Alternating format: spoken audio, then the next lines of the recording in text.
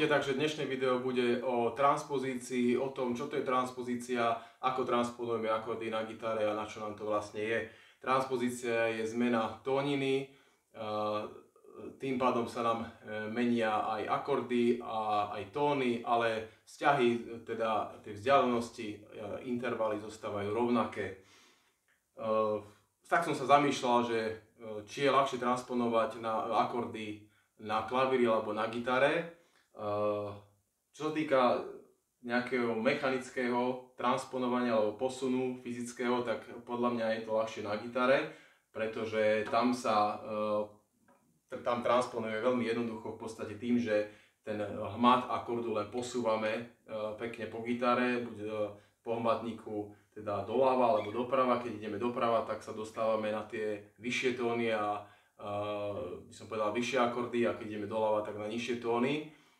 Ale taká nevýhoda je, že musíme lepšie ovládať tú teóriu a tie jednotlivé tóny, pretože celkovo ten hmatník gitary je trochu menej prehľadný, ako je klaviatúra na klavíri. Na klavíri, kde máme biele a čierne klapky, tam priamo, keď aj hráme, vidíme si pekne na ruky a ľahšie si vieme odvodiť aj tie vzdialenosti intervalov. Keď ste niekedy skúsili hrať na klavíri aj na gitare, tak asi sami viete, že na tom klavíri sa oveľa rýchlejšie naučíte, kde sú jednotlivé tóny ako na gitare. Ale pre nás gitaristov je dobré, že transponovať sa dá ľahšie na gitare, pretože na klavíri vieme, že sa striedajú biele a čierne klapky, a preto napríklad, poviem príklad C-dur, tam stláčame len biele klapky, ale už D-dur, tam je aj jedna čierna klapka, takže tie tvary nie sú rovnaké. Kdežto pri gitare E-dur máme proste akordy, ktoré majú ako rovnaký tvar a od toho sa to odvíja. Čiže napríklad toto je tvar E-duru v základnej polohe, čiže vidíme takýto tvar, prostredník, prsteník a ukazovák. Rovnaký tvar aj A-mol, len o všetky prsty posunieme o strunu dole. Potom máme tvar A-duru v základnej polohe takto, tieto tri prsty natlačíme sem na druhý pražec.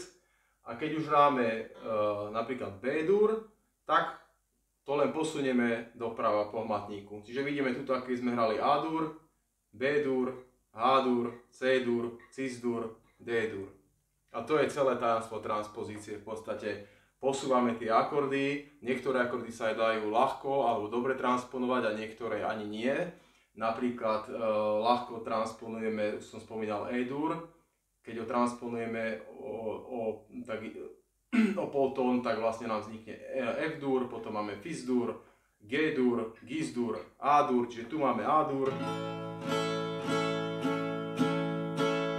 Tuto máme inak tiež potom A-dur, to vieme.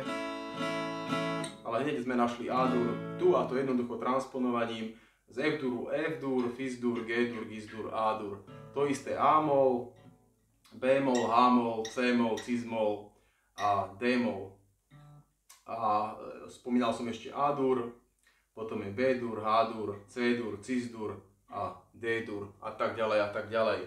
Akordy, ktoré sa určite transponujú, napríklad medzi ne patrí G-dur alebo aj D-dur. Keď posunieme G-dur, hej, dajme tomu G, Gis.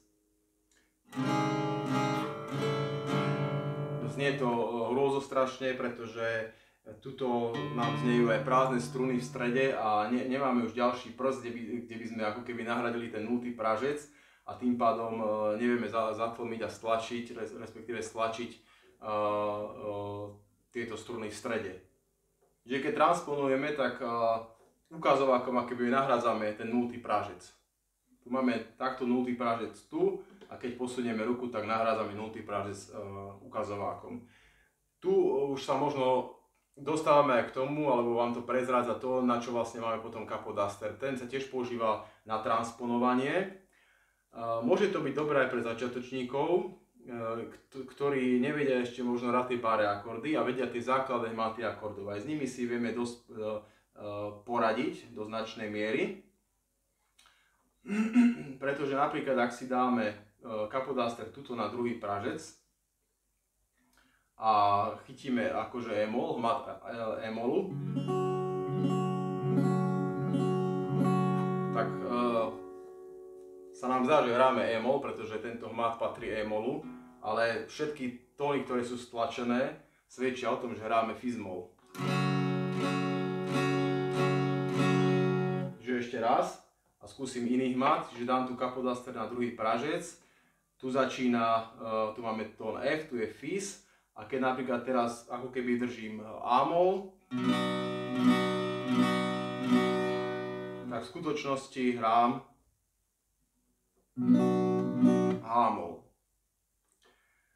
Takže kapodaster je dobrý nástroj na transponovanie, na rýchle transponovanie, môže to byť vhodné pre začiatočníkov, ale využívajú kapodaster aj pokročilí gitaristi, aj profesionáli a môže to byť napríklad aj taký prozaický dôvod, ak proste mám nejakú skladbu, ktorá trvá 5 minút alebo čo a dosť je bolestivé aj na výdrž to hranie tých bare akordov, to znamená, keď viem, že budem hrať samé bare akordy a budem, neviem, striedať tuto v tejto pole 4 bare akordy, tak môžem si kľudne dať kapodaster a budem hrať tieto základné hmaty a nemusím stále držať tie bare akordy, čo je po dlhšom čase dosť náročné na výdrž, takže aj v tomto mi môže pomôcť práve kapodaster.